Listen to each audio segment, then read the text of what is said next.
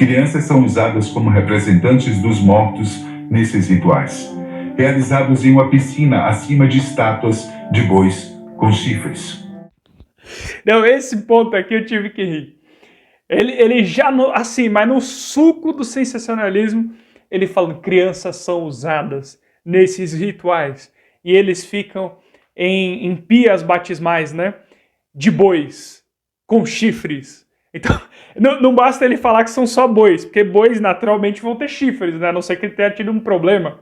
Mas ele tem que ressaltar de bois com chifres, né? Meu nome é Vitor Neres e você falhou com essa sociedade. Esse daqui é o Fatos Desconhecidos, um canal popular aqui da plataforma do YouTube com seus mais de 2 milhões de inscritos.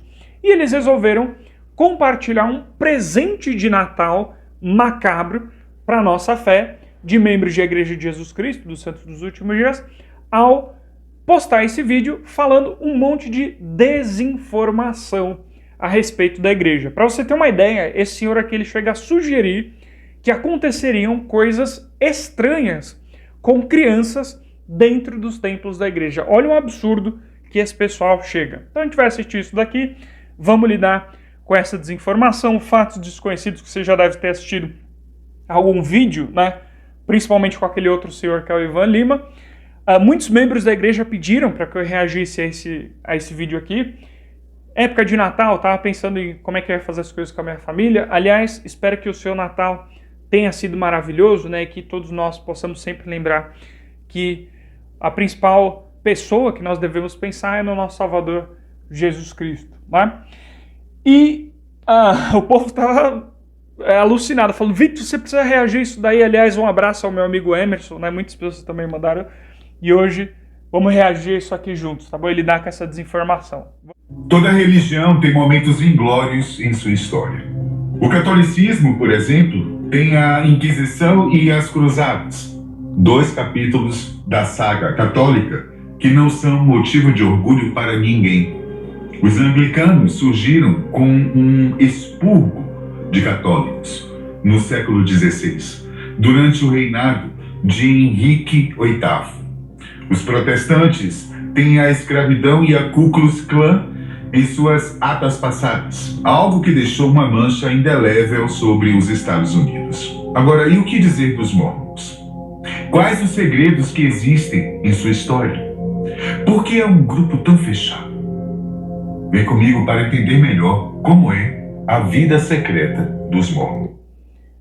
Peraí, vamos lá. Primeiro de tudo, não deu nem 1 minuto de vídeo, deu 49 segundos e a desinformação já começa a todo vapor aqui, ela já rola solta. Da onde que você tirou que nós, membros da Igreja de Jesus Cristo, dos Santos dos Últimos Dias, somos um grupo fechado? O Zico, camisa 10 do Flamengo, figura popular da maior torcida de futebol brasileira, e é uma figura que é conhecida internacionalmente, esteve em nossos templos, fazendo uma visitação. Você teve também o Didi, ou seja, o Renato Aragão dos Trapalhões, visitando a Vilazinha de Belém, no Templo de São Paulo. Da onde, com transmissão para todo lado, com rede social para todo lado, para todo mundo ver. Aliás, a própria Vilazinha de Belém falou, povo de São Paulo, venha ver a Vilazinha, venha assistir, venha acompanhar o presépio e tudo que tem aqui relacionado ao Natal. Da onde que você tirou, cara? É só você olhar para a realidade e você vai ver que não é um grupo fechado. Ele, pelo contrário, ele chama pessoas para que você possa ver. Se você olhar as propagandas aí do YouTube, olha, para você que não é nem membro da igreja, tá? Se você olhar as propagandas do YouTube, você vai ver os missionários a toda hora te convidando para fazer coisas, para você ler o livro de Mormon com ele, para você receber uma palestra. Como é que é um grupo fechado? Então, é surreal. Já começa a desinformação, não dá nem 1 minuto de vídeo. E eu entendo a sua indignação quando você me pede para reagir a isso daqui, tá bom? Outro detalhe, você me peço desculpas aí, você vai ver eu me secando o tempo inteiro. Esse litoral tá quente, a luz que eu uso para gravar é quente também. E, aliás, apesar de alguns me sugerirem, né, para ligar o ventilador, não dá para ligar o ventilador enquanto você está gravando um vídeo, tá bom? Senão ficaria muito ruim o barulho aí. Mas perfeito, vamos lá. Eu não vou assistir o vídeo inteiro, que é muito longo, mas eu vou pescar aqui os principais pontos.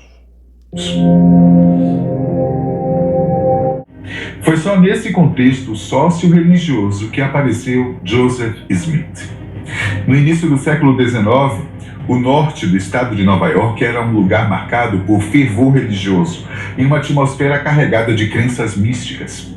Além das práticas espirituais, a região abrigava uma verdadeira febre por caça ao tesouro. Muitas dessas pessoas acreditavam em lendas sobre riquezas enterradas por exploradores espanhóis, piratas, ou até mesmo artefatos ocultos em túmulos de nativos americanos. Entre os ambiciosos pelos tesouros, destacava-se o jovem Joseph Smith, que... Muito bem. Então aqui é engraçado que ele já começa qualificando Joseph Smith, né? Entre os ambiciosos por tesouros. Aí vamos lá. A caça ao tesouro, de fato, no século XIX é popular. E a tentativa dele aqui é dizer o seguinte, ó, Joseph Smith não passa de um fruto do século XIX e era alguém que era metido aí com misticismo, tudo, né? Com negócio de magia e tal, e é meio estranho vocês terem um profeta que estava envolvido com essas coisas aí, né, que é meio estranho. Ah, beleza, vê só. Primeiro de tudo, a vida pregressa de um profeta, ou seja, de antes dele se tornar profeta, muitas vezes é ruim, do mesmo jeito que é com um apóstolo, que é alguém que é chamado por Deus. Então, você vê, se você pegar a história do apóstolo Paulo, o bicho, no bom sentido da palavra aqui, ele era perseguidor de cristãos. O que tu acha que é pior? Um cara que estava caçando tesouro ou alguém que perseguia cristãos? Se você for ver, até, por exemplo, pega um homem que é considerado por Deus como Salomão, ele, por mais que você não tenha registro da vida anterior dele, mas depois ele se envolve com outros deuses, né? Mas tudo bem, aí um exemplo seria a posteriori. Mas você pega o apóstolo Paulo, Pedro, ele tinha a vida dele pregressa, ele era pescador, vai saber lá o que ele fazia. Então, isso daí não invalida Joseph Smith ter sido chamado como profeta de Deus, certo? Não é um fator que invalida. Então não tem sentido. É mais para colocar um rótulo aqui e já ir fazendo pro público, fazendo a cabeça do público, né, pensar, ó, o cara era caçador de tesouro, hein, fica esperto com ele. Não vejo problema nenhum nisso aqui, aonde invalidaria o chamado dele como profeta, mas beleza. Sidney Rigdon foi, por um período, uma figura central e a segunda pessoa mais influente no movimento mormon. No entanto, seu relacionamento com Joseph Smith, o fundador do mormonismo, deteriorou-se ao longo do tempo, devido a uma série de fatores que abalaram a amizade entre eles. E um ponto crítico foi a tentativa de Smith de se casar com a filha de Rigdon, mesmo já sendo casado, e a firme oposição de Rigdon à prática da poligamia. Eventualmente, ele foi removido de sua posição de liderança na igreja. Em 1800... Muito bem, vamos lá. Primeiro eu vou responder a respeito da poligamia no aspecto doutrinário e depois no aspecto social. Agora, antes disso, faz parte do clube de membros. Não me deixa sozinho aqui na internet. Você sabe que esse canal ele tá com seus dias contados, a menos que a gente consiga atingir 300 membros. Então, QR Code, link na descrição, link no comentário fixado e o próprio botão do Seja Membro. Apertou, você é direcionado para o Seja Membro. Então, primeiro, a você que já faz parte do clube de membros, eu vou honrar o teu nome falando da igreja onde eu puder e fazendo os vídeos aqui também do canal, indo em podcast, indo em rádio evangélica, indo para todo lado, para falar a respeito da nossa fé e o quanto ela é maravilhosa, tá bom? E a você que ainda não faz parte do clube de membros, não me deixa sozinho, não deixe com que tenhamos um membro da igreja a menos aqui na internet. A gente precisa de mais. Então, para esse canal não acabar, que atinge milhares de pessoas, você precisa fazer parte do clube de membros e estão aí as opções, conforme eu já te falei, né? QR Code, link na descrição, link no comentário fixado e o próprio botão de Seja Membro, tá bom? Muito bem, vamos lá para poligamia no aspecto doutrinário. Vê, por mais que falar de casamento plural, um homem casado com várias mulheres, choque as pessoas, porque é uma realidade muito distante do Ocidente, que é onde nós vivemos, o casamento plural, ele é comum em diversas culturas ao longo da história da humanidade, certo? Isso é fato. Basta olhar para a história que você enxerga isso. E na história cristã, da mesma maneira se dá. Se você pega os profetas antigos, Abraão, Jacó. Abraão, por exemplo, era casado com Sarai, Agar e Quetura. Jacó era casado com Leia, Bila, Raquel e Zilpa. E todos esses homens, esses dois principalmente, eram tidos na mais alta conta por Deus. E diferente do que muitos líderes religiosos ensinam, a poligamia não é um pecado, mas sim algo autorizado por Deus por uma série de fatores, certo? Mas é autorizado por Deus. Você falar que a poligamia é um pecado é a mesma coisa que você dizer que Deus passou um pano para esse pecado ao longo da história, que ele deixava os homens da sua fé viver isso daí, e ele passava um pano. Não é poligamia. E não tem um único versículo que condene a poligamia. Aliás, eu deixo esse desafio de me apresentar isso daí. Pelo contrário, tem outro versículo e capítulo que é fatal para essa questão, que é 2 Samuel 12, 7 a 8, que diz assim: Então disse Natã, o profeta Natã, a Davi: Tu és este homem, assim diz o Senhor Deus de Israel. Eu te ungi rei sobre Israel, e eu te livrei das mãos de Saul, e te dei a casa de teu senhor e as mulheres de teu senhor em teu seio. E também te dei a casa de Israel e de Judá. E se isto é pouco, mais te acrescentaria tais e tais coisas. Ou seja, essa escritura de 2 Samuel 12, 7 e 8 conta que assim diz o Senhor que deu as mulheres a Davi. Ou seja, está escrito, você não pode negar isso. Por mais que seja desconfortável falar sobre isso socialmente, e de fato, isso gera um embrulho no estômago da sociedade de hoje, quando você fala desse tipo de modelo de casamento, principalmente no meio cristão, mas isso é um fato, está registrado nas próprias escrituras, e uma vez que você olha para a história, você enxerga isso daí. Tá? A pergunta que tem que ser feita, se você está investigando a Igreja de Jesus Cristo dos Santos dos Últimos Dias, é a seguinte: se o casamento plural, de fato, foi autorizado por Deus a ser vivido por Joseph Smith e os profetas subsequentes. Tá? E não se casamento plural é algo de Deus ou não é, conforme a gente olha pelas escrituras, como eu te falei. Tá bom?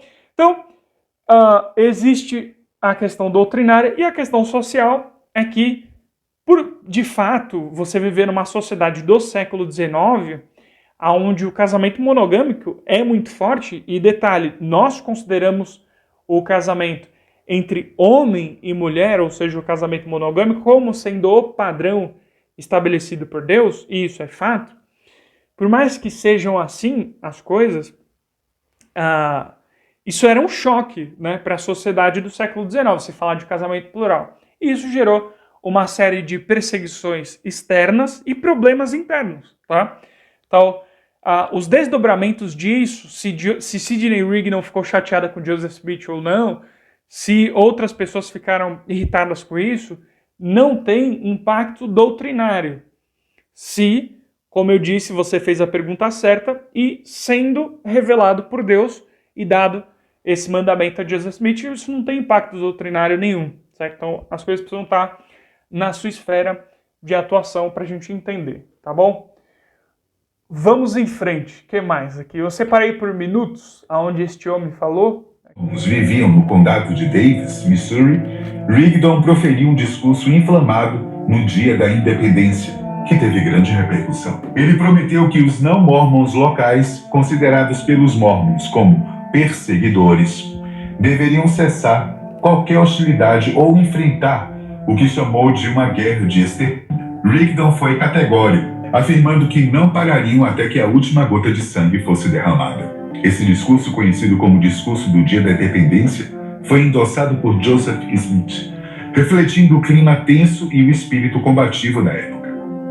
O discurso de Rigdon alarmou os não-mormons, intensificando o medo de agressão e de controle mormon do condado de Davis, no Missouri. Tais preocupações... Muito bem. Então aqui ele passa para o público que os santos dos últimos dias, né, ali no início da restauração, eles são um povo agressivo, né, que estava indo para cima. E, de fato, o povo da igreja estava agressivo, né, em determinados momentos desse período, só que o ponto que este senhor aqui não conta é que isso é um revide, certo? O povo estava realmente revoltado e com espírito de, muitas vezes, de vingança em alguns momentos, e é verdade que isso aconteceu. Não eram todos os membros, às vezes eram alguns, às vezes era a maior parte, porque havia sido massacrado anteriormente. Era tomada de propriedades dos membros da igreja por conta da fé que era vivida principalmente por conta do casamento plural. Então, você vai ver, pega a história da igreja, ela começa, né, no leste americano, se a gente pode ver assim, né, pelo mapa, e vai sendo chutada e escorraçada e esmurrada até o oeste dos Estados Unidos. E debaixo de chute, debaixo de cacete, tome sua propriedade, perseguição, violência sexual contra mulheres, conforme está registrado, documentado isso daí, certo? Então, não é que simplesmente não, a gente vai para cima, vamos começar a brigar com todo mundo, não. Pelo contrário, é um revide, ele não coloca isso daqui, né? Por mais que o Salvador Jesus Cristo ele fale sobre amor aos inimigos, né, e tudo mais, e isso é praticado pela igreja, isso é vivido, em alguns períodos foi muito mais difícil viver isso daí. Né? Se você pega, por exemplo, o apóstolo Pedro, ele foi lá e passou a navalha na orelha do cidadão, né? E aí o Salvador Jesus Cristo falou para se acalmar. Muitas vezes, hoje, a igreja olhando para o passado, fala que alguns problemas de fato poderiam ser evitados, né? E aí você vai ver, analisando um ponto ou outro, talvez no discurso de Sidney Rigdon, inflamou mais. É discutível essa questão. Agora, dá a informação por completa, né? Fala que foi um revide, e não que parece que do jeito que ele falou, que começou com os santos dos últimos dias. Mas vamos lá. Gerar o ressentimento anti-mormon, que culminou em um confronto no dia da eleição, quando os mormons foram impedidos de votar após uma briga. Em resposta, os mormons formaram uma milícia e atacaram Gallatin e Newport, saqueando e incendiando casas, lojas e prédios, deixando as comunidades devastadas. Relatos da época, incluindo diários e depoimentos juramentados, descrevem atos extremos como mulheres grávidas e crianças sendo forçadas ao frio. Um detalhe, só para que fique claro, tá?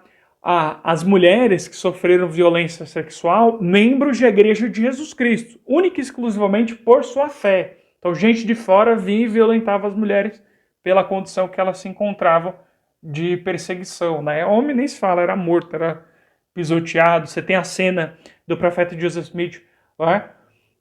Que estava junto com Sidney Rigdon, quando joga um piche nele, né? Joga as penas ali e tudo. Você já deve ter visto algum vídeo nesse sentido ou lido o relato dessas coisas. Né? Então a perseguição era muito intensa nesse período. E o roubo de gado. Esses eventos, junto com o discurso de Rigdon, levaram o governador Lilburn Boggs a emitir a polêmica Ordem de Extermínio, determinando a expulsão ou destruição dos mormons no Missouri.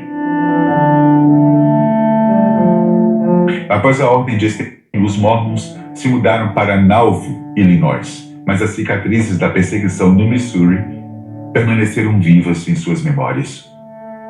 Em 1841, Joseph Smith fez uma profecia de que o governador do Missouri, Lilburn Boggs, morreria violentamente dentro de um ano. O Dr. John C. Bennett, um ex-aliado de Smith, que já nutria um profundo ressentimento contra ele, revelou em uma carta ao Sangam Journal que, ao questionar Smith sobre o paradeiro de Ormin Porter Rockwell, o guarda-costas de Smith, recebeu a resposta de que Rockwell havia saído para cumprir a profecia. Mais uma coisa que a Fatos Desconhecidos não te contou.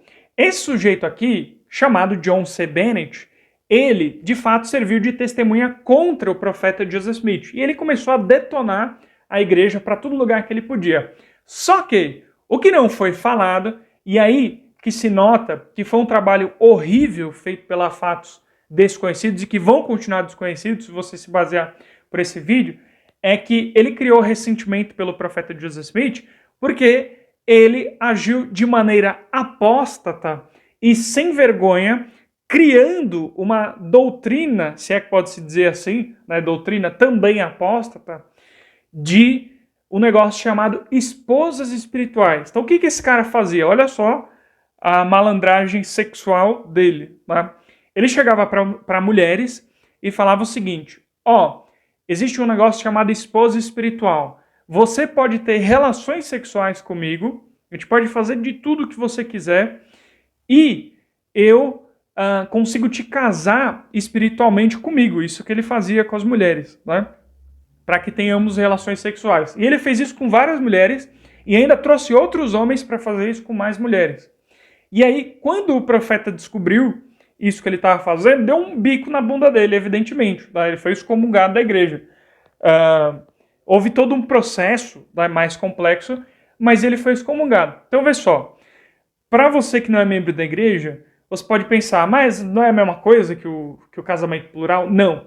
O casamento plural, como o próprio nome já diz, é um casamento organizado. Isso que ele estava fazendo aqui era sacanagem mesmo. Então ele pegava, tinha relação sexual com as mulheres e abandonava elas depois. Então é como um Judas no meio do povo de Cristo. E aí ele fazia tudo isso por baixo dos panos e falava que o profeta Joseph Smith tinha autorizado. Quando o profeta descobriu e os líderes da igreja descobriram, ele falou, sai daqui, seu sem vergonha. E aí excomungaram ele, ele pediu, por favor, não faça isso comigo. E aí foram pesquisar a vida dele, o bicho era um trambiqueiro, tinha um monte de golpe que ele dava em tudo quanto é lugar. Então, essa é a testemunha que a Fatos Desconhecidos está apresentando para você. Só que sem te dar todo esse contexto, né, do porquê que ele era ressentido contra Joseph Smith. Mas vamos em frente aqui. O governador Boggs foi alvo de uma tentativa de assassinato, sendo baleado várias vezes, inclusive no pescoço e na garganta. Bennett afirmou que Rockwell retornou a Nauvoo no dia anterior ao... Aí quer dizer, o Bennett tinha totais motivos para testemunhar contra Joseph Smith ou qualquer coisa que fosse machucar a igreja. Né? Então, e outra coisa, o máximo que a Fatos Desconhecidos pode fazer de maneira sensacionalista é insinuar coisas, uma vez que você não consegue comprovar isso, ou pelo menos evidenciar muito bem, de forma documental. Eles mesmos vão falar isso daqui. Né? Só que eles forçam a narrativa, eles vão tentar empurrar, não, foi culpa da igreja. Outra coisa que eles não vão falar é que o governador Boggs, que perseguia a igreja, ele tinha uma série de inimigos políticos. Como todo político, né, faz vários inimigos e muita gente queria acabar com a vida dele. Né? Só que eles não vão falar isso daqui do governador que de fato estava perseguindo a igreja. O recebimento das notícias sobre o atentado, embora Rockwell nunca tenha admitido diretamente sua participação no crime, ele fez uma declaração intrigante durante seu julgamento. Eu nunca atirei em ninguém. Se eu atirar, eles serão baleados. Ele ainda está vivo, não está? As alegações de Bennett nunca foram confirmadas diretamente por outros, mas foram indiretamente corroboradas por William Law, que na época era próximo de Smith. Além disso, Joseph Jackson, um recém-chegado a Nauvoo, com um passado questionável, mais tarde afirmou em suas memórias que Joseph Smith lhe ofereceu uma quantia de $3.000 para libertar Rockwell da prisão e matar o governador Boggs. Com a força política que os Mormons já possuíam, ninguém mais foi preso, muito menos Joseph Smith. Aí, vê só, ele tenta botar na conta de que membros da igreja não foram presos porque tinham força política, né? A igreja tinha força política, e não porque não tinham evidências o suficiente ou provas para poder constatar que de fato foi Joseph Smith ou alguém da igreja que mandou matar o governador Boggs, que tinha vários inimigos já à época, certo? Então, o fato é, se isso de fato aconteceu, a gente precisa lidar de frente. Né? Se Joseph Smith mandou matar alguém, se tinha briga política, a gente lida com isso doutrinariamente, vê como é que seria essa questão. Num tempo onde os Estados Unidos era bala e pólvora mesmo, né? No antigo oeste americano, era desse jeito as coisas que eram resolvidas, né? E não iria ser diferente, assim como no Antigo Testamento era o fio da espada das coisas. mas você não pode falar isso daí e toda hora eles ficam torcendo a narrativa para ir para cima da igreja. Vamos lá. Brigham Young, considerado pelos mormons como o segundo profeta dos tempos modernos, é uma figura reverenciada na Igreja de Jesus Cristo dos Santos dos Últimos Dias.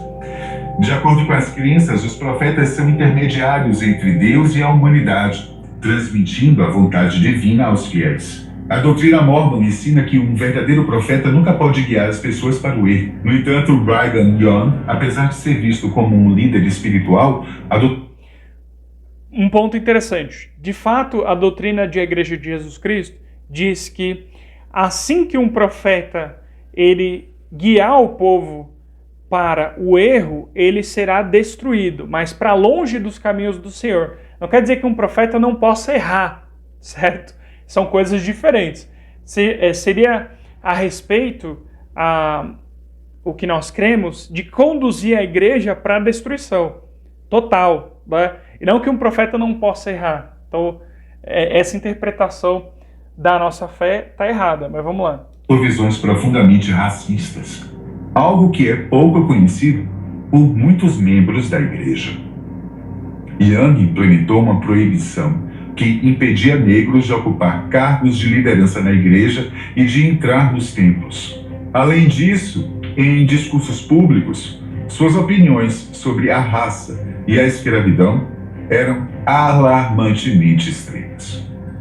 Como governador de Utah, ele defendeu o direito do território de praticar a escravidão. E em uma conferência geral afirmou que a mistura de sangue entre brancos e negros era um pecado grave, punido pela morte, de acordo com a lei de Deus. De fato, Brigham Young, profeta de Igreja de Jesus Cristo dos Santos dos Últimos Dias, teve declarações racistas. E quando você diz a verdade, não tem o que falar. A gente lida com a situação como ela é. E vê, diante dessa questão, o que nós precisamos colocar é: um profeta, por ter declarações racistas, perde o seu chamado profético, ou ele nem deveria ter sido chamado profeta? Vê, se a gente pega o racismo e coloca na esfera de problemas sociais, a humanidade a todo momento teve problemas sociais e esses problemas, eles afetaram as pessoas. Então, você pode chamar Brigham Young de alguém que teve declarações racistas, você pode falar que o teólogo calvinista Jonathan Edwards teve efetivamente escravos e defendeu a escravidão como algo dado por Deus, e é um teólogo e pastor considerado pelos protestantes, principalmente os calvinistas. Se você for ver no Antigo Testamento, é destruição, é criança sendo aniquilada, mulheres, tá? Violência sexual também acontecia nesses períodos, principalmente ali. Você vê uma série de vezes o texto falando que você poderia tomar as mulheres de outro povo. Então, esses problemas, eles vão aparecer. E muitas vezes, homens chamados por Deus vão agir conforme essas coisas, nessa esfera de problema social. E se Brigham Young não poderia ser profeta por esses mesmos motivos, talvez você vai encontrar problema também em Moisés, você vai encontrar problema em Abraão, em Jacó, em Salomão, em Davi, em vários homens que foram chamados por Deus. Ou seja, o fato é, problema social não anula chamado profético. Por mais que esse problema social seja horrível, seja feio, isso não anula, conforme a própria história cristã nos aponta. Por mais que seja difícil de lidar com essa situação, o estômago não pode estar acima do cérebro e de você olhar para a própria realidade como as coisas são. A prática da poligamia tem sido um tema controverso no mormonismo desde seus primórdios. Joseph Smith, fundador da religião, afirmou ter recebido uma ordem divina para tomar esposas adicionais, o que começou após ser flagrado por sua esposa em um caso com sua empregada adolescente. Curiosamente, o próprio livro de Mormon... Vamos lá, aqui agora foi o ápice da desinformação. Não, eu acho que empata quando eles vão falar aqui depois que acontecem coisas estranhas com crianças no templo. Mas essa história que ele mencionou é a seguinte: os críticos da igreja acusam Joseph Smith de ter um caso com uma jovem chamada Fanny Alger, que era basicamente uma ajudante ali na casa dos Smith, certo? E que Emma Smith teria pego os dois tendo relações sexuais num celeiro, né? Perdão, acho que eu dei uma babada aqui. E aí essa acusação é feita a Joseph Smith e os críticos da igreja deduzem o seguinte, ele estava no celeiro e por ele ter sido pego traindo Emma, ele inventou essa história de poligamia e esse foi o caso que fechou toda a situação e por isso que nasceu a poligamia, por conta desse adultério de Joseph Smith. Só que o ponto que mais uma vez a Fatos Desconhecidos não menciona, e que é um absurdo não fazer isso, e aliás, isso daí foi até admitido por um crítico da igreja, o Marcelo Ribeiro, do Mormonismo Sem Censura, ele fala que essa história não tem muita comprovação, né, nas palavras dele. E nisso está correto esse comentário do Marcelo, que ele foi em outro podcast outra vez, né, a dizer diferente disso daí, né, lá no Daniel Gontijo, conforme eu fiz o vídeo aqui. E aí, aliás, eu deixo a pergunta de novo para o Marcelo do Mormonismo Sem Censura. No que eu acredito? Em qual declaração eu acredito sua? Na que você fez no Daniel Gontijo ou na que você fez no comentário do meu canal aqui? Mas vamos continuar. Essa história, ela começa por uma carta. Então, da onde que veio esse bochicho de que Joseph teria tido um caso com a jovem Fanny Alger no celeiro? Foi por uma carta de um sujeito chamado William McLellin. Ele estava afastado da igreja. Se eu bem me recordo, ele estava excomungado ali. Tá? E ele escreve uma carta para Joseph Smith III, filho de Joseph Smith, falando uma série de coisas, dentre elas a respeito da poligamia, ou casamento plural. E nessa carta ele conta que ouviu dizer que Joseph Smith e Fanny Alger tiveram um caso no celeiro. Ou seja, o ponto é que William McLellin afirma que ouviu dizer, ou seja, ele escutou uma fofoca de bairro e registrou na carta e mandou para o filho de Joseph Smith, o Joseph III, que era líder de outra igreja, a Igreja Reorganizada Jesus Cristo dos Santos dos Últimos Dias. Então, você vê, a própria carta, ela já desmente toda a narrativa. Quando você pega um negócio que ouviu dizer, você não pode falar que aquilo aconteceu. A carta não é nenhuma fonte primária e a própria carta diz que ouviu dizer, então enfraquece ainda mais o argumento, certo? Se você falar, Brigham Young teve declarações racistas, beleza, você consegue ver aonde ele fez essa declaração racista. Agora você não pode falar que Joseph Smith traiu Emma com Fanny Alger no celeiro, se baseando nessa carta, porque a própria carta não diz isso, ela diz que ouviu dizer. Escutei uma fofoca aí, tá se falando isso daí. Então, felizmente, para quem não gosta desse tipo de assunto, né, quem não gosta de se envolver em polêmica, ou infelizmente para os críticos da igreja que adorariam saber disso daí, você não consegue ter mais evidências a respeito dessa história no passado, a não sei que apareça alguma coisa aí, né? Ou alguém volte para o passado e veja exatamente como aconteceu. Acho que é difícil fazer isso daí.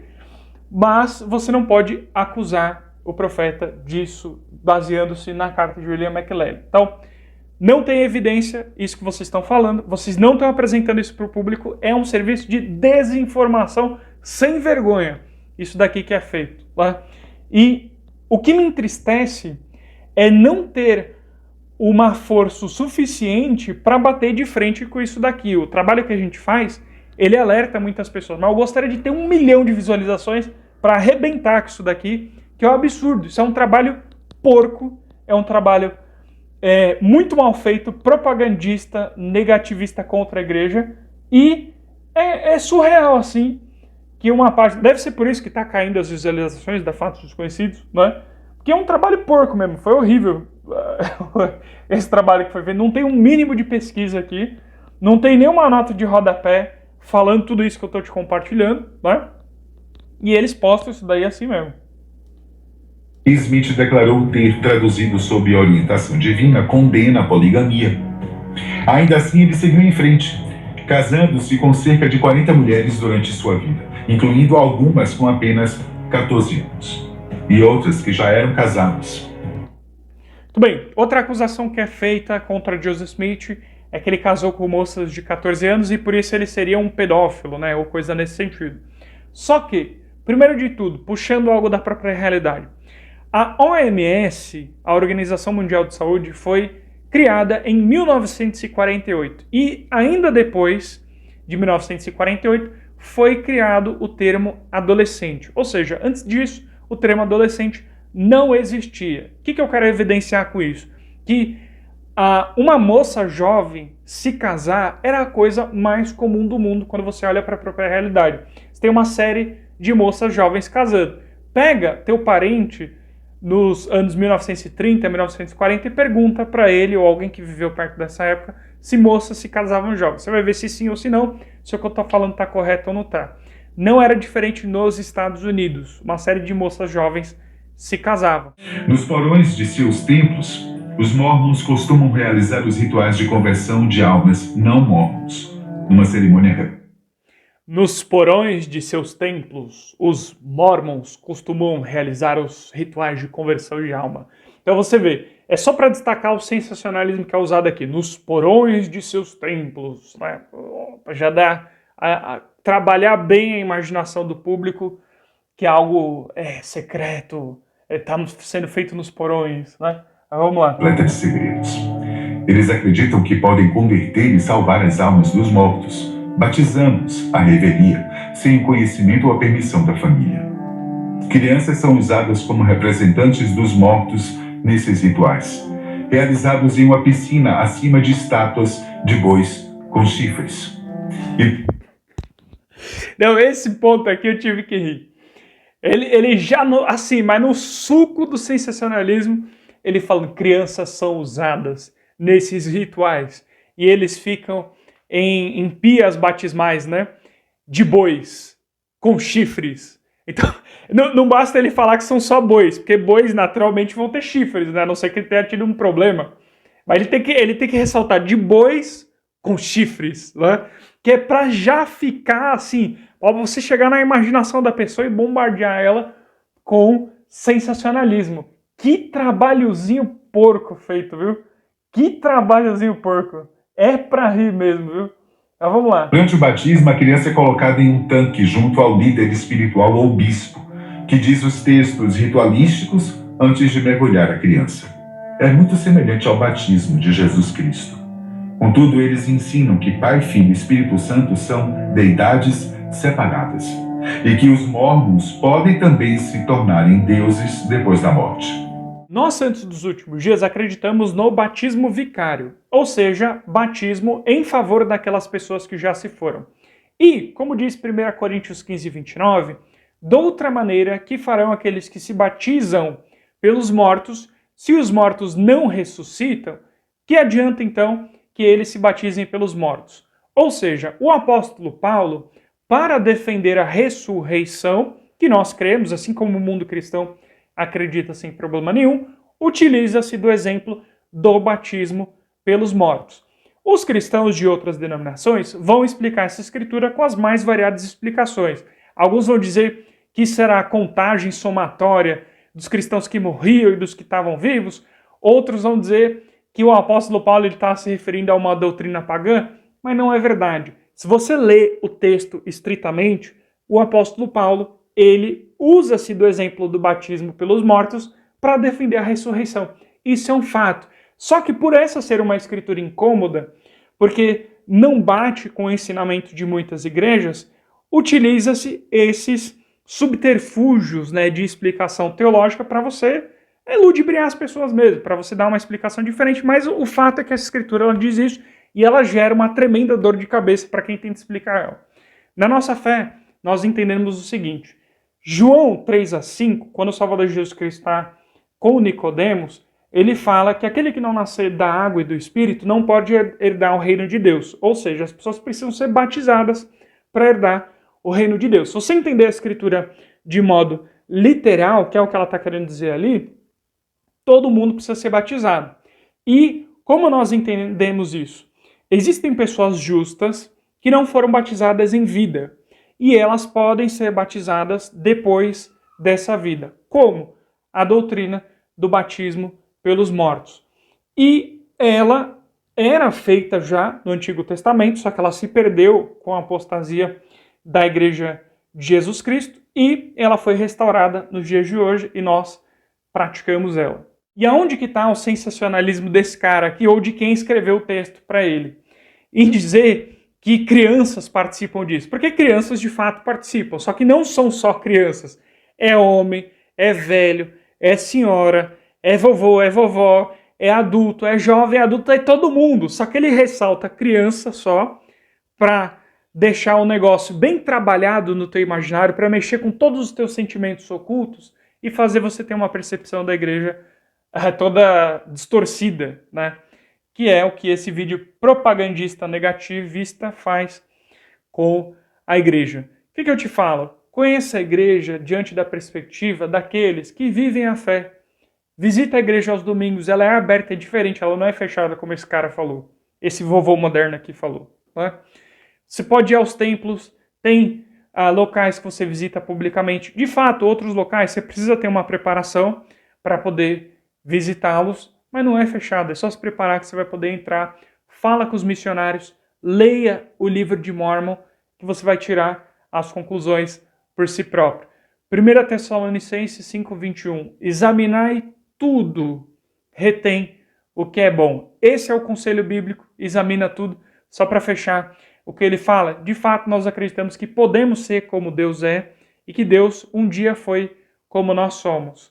Salmos 82:6, vós sois deuses, filhos do Altíssimo. João 10:35 vai falar, Jesus Cristo, vós sois deuses, filhos do Altíssimo. Não é isso que diz a lei? Quando os judeus acusam Jesus de estar se fazendo de Deus, ele responde com João 10:35, falando que está escrito na lei que eles são deuses também. Ou seja, você pode considerar que Jesus deu um passa-moleque nos judeus, ou que ele falou a verdade para eles e que eles são deuses, ou seja, eles podem se tornar como Deus é caso sigam a Jesus Cristo. Porque o Salvador disse, sede perfeito como é vosso Pai que estás no céu. A gente tem o entendimento literal dessa escritura, que dá para ser perfeito junto ao Salvador e cumprindo tudo aquilo que ele pede para a gente fazer. Tá bom? Então é isso. Muito obrigado pela sua companhia nesse vídeo. Faz parte do clube de membros, não me deixa sozinho enquanto eu dou a última secada aqui neste calor. Foi muito bom ter a tua companhia. Espero que eu tenha ajudado ao produzir esse vídeo. E até ao próximo vídeo aqui do canal. Fica com a imagem do vídeo anterior.